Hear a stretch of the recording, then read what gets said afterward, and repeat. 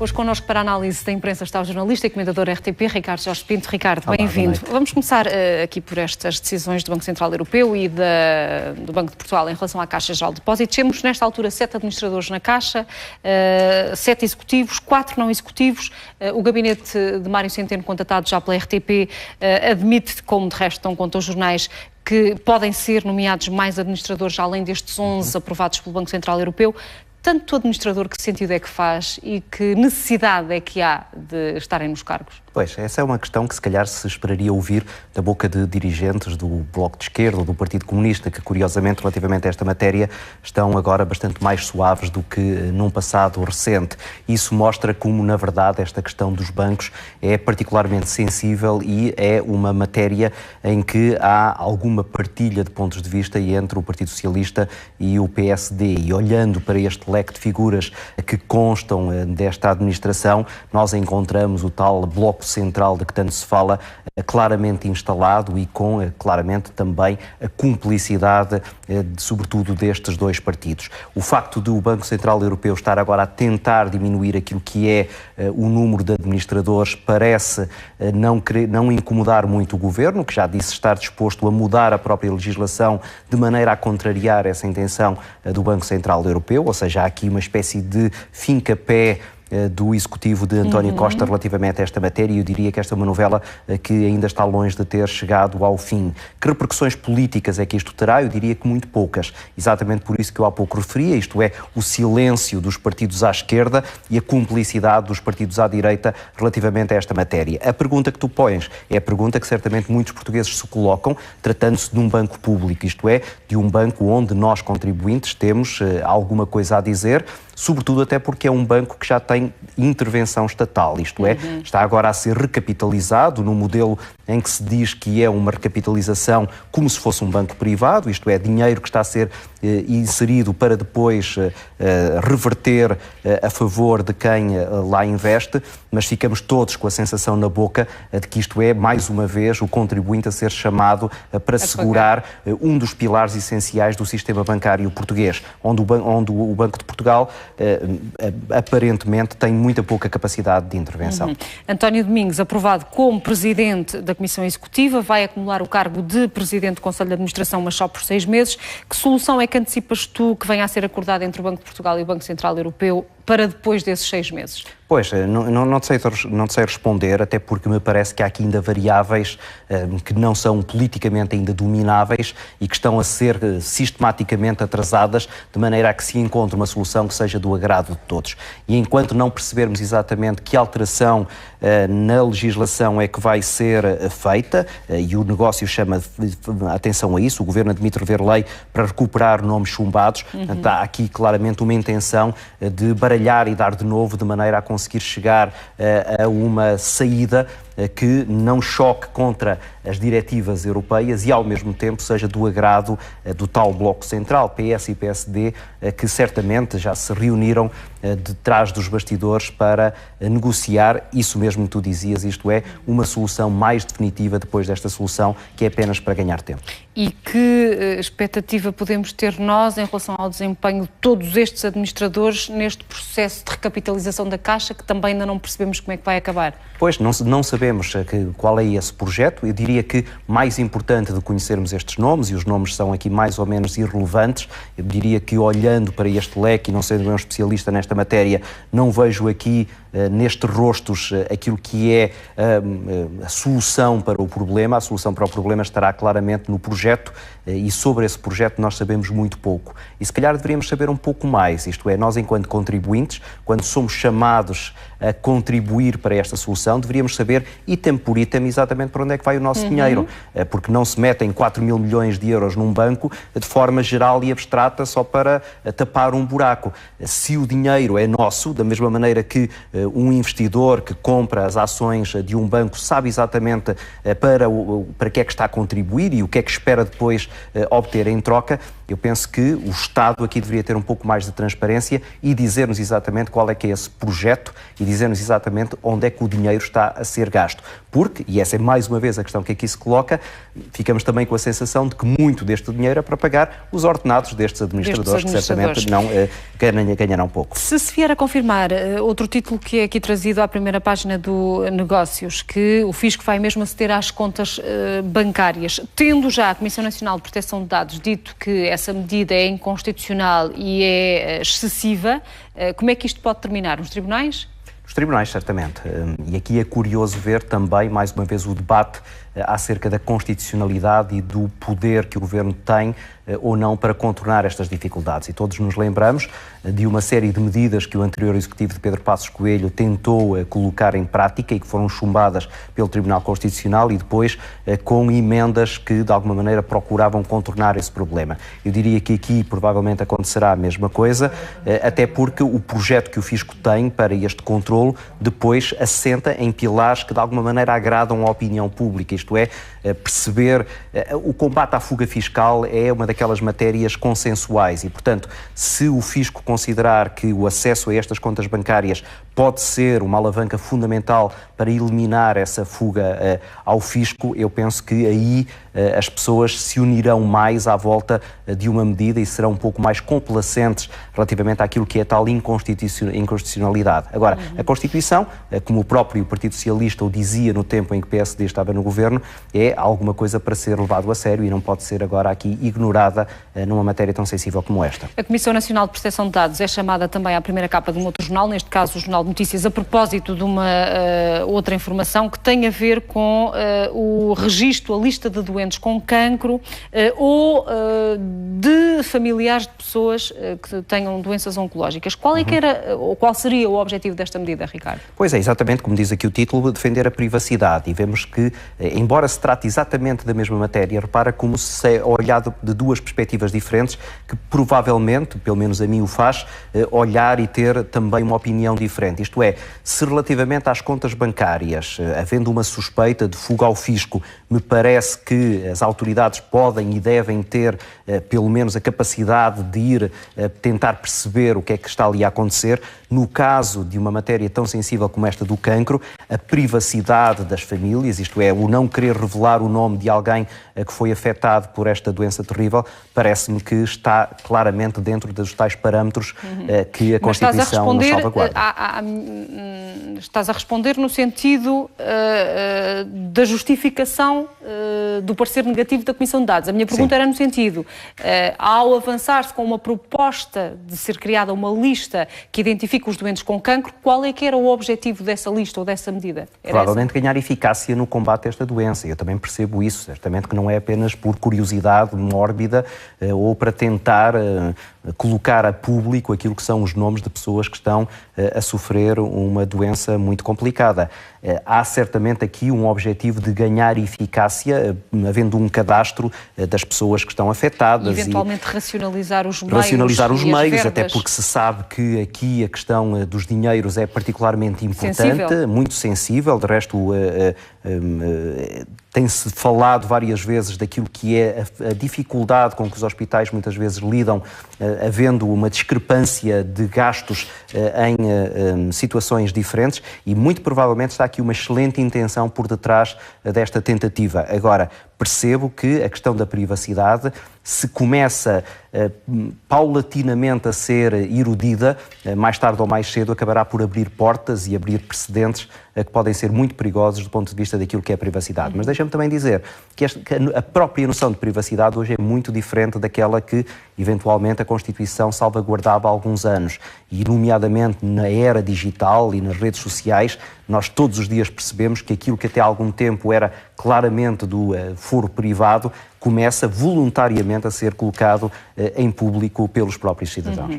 Diz-nos o Negócios que a TAP reduziu os prejuízos no semestre e que pode fechar o ano no verde. Bom, estes desempenhos são importantes para a estratégia da empresa e para o futuro da empresa, não é? Sim, mas aqui também falta saber muitas coisas. Falta saber até que ponto esta redução de prejuízos tem em conta ou não o negócio no Brasil, que é o negócio mais doloroso para a empresa, e falta-nos também saber que tendência é que está aqui instalada, isso não é apenas um efeito conjuntural de algumas reduções da despesa que foram feitas, ou se também, e há pouco tu estavas a falar do facto de Portugal ser um país cada vez mais procurado, se isto também não é, positivamente, saudavelmente, o efeito do aumento do turismo em que Portugal está sujeito. Olhando aqui para a manchete do Público, PSD e CDS pagaram 475 mil euros a um publicitário brasileiro especialista em comunicação política na campanha de 2015. O PS pagou 750 mil euros a um militante para fazer decoração de salas. Que disparates financeiros são estes, se é que são disparates financeiros? Se é que são disparates. Os partidos têm todo o direito de pegar no dinheiro que lhes está estipulado por lei e gastarem-no onde muito bem entendem. Claro que choca saber que uma quantia destas, €500 mil, foi entregue a um único publicitário, ou que quase €1 milhão foram gastos com um único militante para decorar salas, embora, obviamente, provavelmente, tenha sido mais com a decoração das salas do que com os honorários ao militante que este dinheiro tenha sido gasto. Não sabemos. Agora,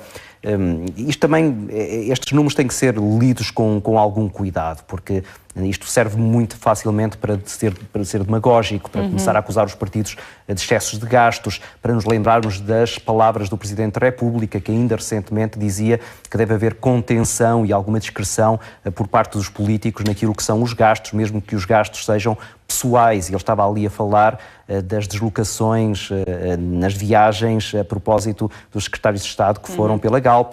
Há aqui muita matéria que pode servir como achas para uma fogueira que arde com muita facilidade, sobretudo nestas fogueiras mediáticas a propósito daquilo que são os gastos dos partidos políticos. A verdade é que, comparando com outros países, os partidos políticos em Portugal gastam muito pouco dinheiro naquilo que são as campanhas eleitorais. E estamos agora na presença de uma campanha nos Estados Unidos que tem valores absolutamente astronómicos, mesmo tratando-se de um país maior. Comparativamente, os gastos de campanha do Partido Democrata ou do Partido Republicano são incomparavelmente maiores do que aquilo que se gasta na Europa de uma maneira geral e em particular no caso português. Ainda sobre gastos, diz-nos o I que as câmaras já gastaram mais de 4,5 milhões de euros em concertos de verão. Muitas pessoas ao lerem isto poderão achar que é um desperdício de dinheiro, mas também é indesmentível, Ricardo, que a aposta em festivais de música, em concertos de música, em festas que envolvam música, são formas de dinamizar economias locais, não é? Claro, estes são gastos que já vêm de trás, todos os anos são aplicados e nunca nenhuma Câmara se queixou disto. Isto é, depois o retorno financeiro deste género de eventos, sobretudo dos festivais, está claramente demonstrado que acaba por ter proveitos muito significativos. E no momento em que Portugal se tenta afirmar nesta área do turismo, estes gastos eu diria que são absolutamente indispensáveis e se calhar até ainda são insuficientes. Não chega a querermos promover cada vez mais, e ainda bem, porque Portugal tem características que podem torná-lo um destino de turismo muito favorável e ao mesmo tempo estarmos com contenção naquilo que é o investimento absolutamente essencial feito nesta área. A propósito do Congresso do MPLA em Angola, que comentário te merece a representação política portuguesa neste Congresso? Demonstrará essa representação política portuguesa vontade política, enfim, de encetar diálogo com este partido angolano, de afinar alguma estratégia nas relações bilaterais entre Portugal e Angola? Angola é, em termos económicos, um país fundamental para Portugal. Se olharmos para aquilo que são bancos, grandes empresas, muitas delas estão nas mãos já de dinheiro angolano e, portanto, querer ignorar o elefante no meio da sala era, neste momento, absolutamente ridículo. Agora, também temos que olhar com um pouco de atenção para aquilo que são este género de relações. E aqui há algumas coisas que são até um bocadinho irónicas. O MPLA era até há muito pouco tempo um partido claramente marxista. José Eduardo dos Santos foi educado academicamente e politicamente na ex-União Soviética e o seu partido, o MPLA, tinha raízes comunistas muito fortes. É evidente que depois foram alteradas e neste momento é já um partido de cariz muito mais capitalista, mas a verdade é que quando percebemos estas boas relações e os elogios que o MPLA faz ao líder do CDS, Paulo Portas, o ex-líder do CDS, Paulo Portas, ficamos aqui todos um bocado perplexos com essa relação. Detrás dos bastidores, já percebemos, há aqui muitos jogos que interessam a muita gente. e só o Bloco de Esquerda não tem um representante neste Congresso, o que significa que todos os outros partidos, de uma maneira ou de outra, mais próximos ou mais afastados, mais críticos ou mais complacentes, percebem a importância das relações com um partido que é claramente representativo do Estado, porque isto não é apenas um partido político num regime democrático normal. Este é um partido político que tem claramente o controle da máquina do Estado e, portanto, se Portugal se quer relacionar com essa máquina do Estado, tem que perceber como é que funciona no interior este partido. Há a expectativa, Ricardo, de se perceber se deste Congresso poderá resultar alguma abertura a essas mudanças necessárias ao regime angolano e, por outro lado, se resultará alguma renovação do próprio Comitê Central do MPLA. Tu tens alguma convicção em relação a estas duas questões? Pois, o anúncio da saída de José Eduardo Santos tem sido feita já várias vezes. Agora, mais uma vez, foi anunciada para aqui a 2 anos, penso eu. Veremos se acontece ou não. A verdade é que, olhando para a máquina política, percebemos que a renovação já está a acontecer e de que há figuras que estão a ganhar claramente mais preponderância e algumas dessas figuras até não são exatamente alinhadas com o status quo atual, o que significa que, provavelmente, depois da saída de José Eduardo Santos, nada ficará na mesma em Angola. Até que ponto ele e a família permitirão essa mudança radical, sem nenhum tipo de contrapartidas? Essa é claramente a questão que agora se coloca. Eu diria que, olhando para os sinais, essa renovação é praticamente inevitável. Se ela terá depois ou não a consequência de uma ruptura com aquilo que nós temos agora instalado, essa é uma dúvida que eu ponho e para a qual eu tenho algum ceticismo relativamente a vir a acontecer. Mas, ainda assim, percebe-se que os ventos de mudança estão neste momento a superar em Luanda. José Eduardo Santos não deu qualquer pista, nenhum sinal, pelo menos neste discurso inaugural, na sessão inaugural do Congresso, sobre o seu futuro político. Tu acreditas que ele possa recandidatar-se, não? É como dizia há pouco, ele já várias vezes deu a entender que sairia e foi sempre permanecendo. Há quem diga que foi permanecendo exatamente para salvaguardar interesses que neste momento para ele e para a sua família e para a entourage que está à sua volta, de uma série de figuras que neste momento controlam a máquina do Estado em Angola, a sua saída poderia causar dificuldades, tendo em conta exatamente a tal afirmação progressiva de algumas figuras que embora estando debaixo da asa de José Eduardo dos Santos, prometem, no momento em que tiverem maior capacidade de controlo, alguma alteração de rumo em termos políticos e em termos económicos em relação ao que está. Se esta solução é boa ou não é boa para Angola, essa era uma matéria que num regime democrático deveria ser deixada aos eleitores. Falta saber se haverá suficiente transparência e democraticidade para que isso venha a acontecer. Vamos olhar agora 2 assuntos que selecionamos das edições online da imprensa internacional. Por exemplo, o jornal americano New York Times a noticiar as preocupações das agências de inteligência americanas em torno dos códigos de segurança ultrasecretos que a Agência Nacional de Segurança tem usado para invadir as redes de governos estrangeiros e outros alvos de espionagem. O que é que se passa, Ricardo? Passa-se aqui a Guerra Fria na era digital. Claramente, Rússia e Estados Unidos estão aqui num braço de ferro muito complicado, muito complexo e com muitos segredos.